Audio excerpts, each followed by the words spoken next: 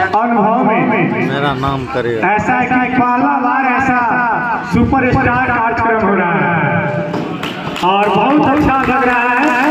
ये कार्यक्रम हो रहा है साथ के साथ मैं ज़्यादा समय नहीं लेते हुए कई बार मैं कहा था कि माँ पर कविता सुना देने के लिए, तो आज मैं माँ पर कविता सुना देता हूँ क्योंकि हर व्यक्ति के लिए अपने माता पिता बेटा के समान होते हैं और हमें कोशिश करना चाहिए वचन से या कर्म से अपने माता पिता को खुश रखें। और जैसा नीरज सर को देख रहे हैं कि बार बार आशीर्वाद दे रहे हैं, तो अपने माता पिता का आशीर्वाद का भी एक बहुत बड़ा महत्व है। और मैंने अपनी जिंदगी में कोशिश किया, मैं अपने माता पिता की जिंदगी में मैंने कोशिश किया, मेरे माता पिता नहीं रहे कि बचन से कर्म से उन्हें कष्ट नहीं हो और पूरा जो उनकी इच्छा हो पूरा हो और उनसे आशीर्वाद देते रहे। लेकिन माँ का जब अंत समय आया था तो मुझे बहुत आशीर्वाद दी थी और माँ के साथ में अपना कैसा व्यवहार करता था उसी को इस कविता में मैं वर्णन किया। तो सुनते हैं, कविता का शीर्षक है माँ। जब मैं बाहर निकलता था, जब मैं बाहर निकलता था, माँ के चरणों को स्पर्श करता था।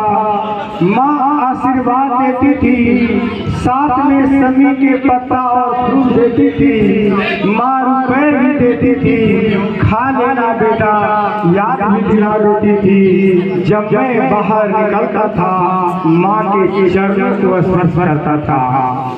सिर्फ माँ का याद आता था, सिर्फ माँ का याद आता था।